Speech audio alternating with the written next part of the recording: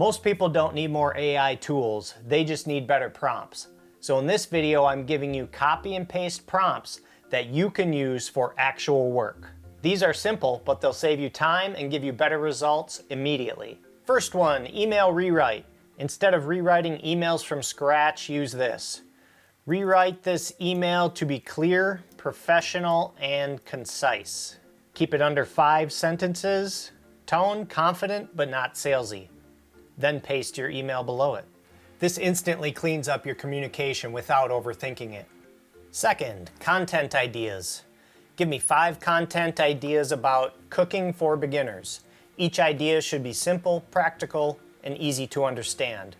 This works for YouTube, LinkedIn, anything. You're not guessing what to create anymore. You're starting with direction. Third, meeting notes. Summarize these meeting notes into key takeaways and action items. Keep it clear and structured, then just paste your notes.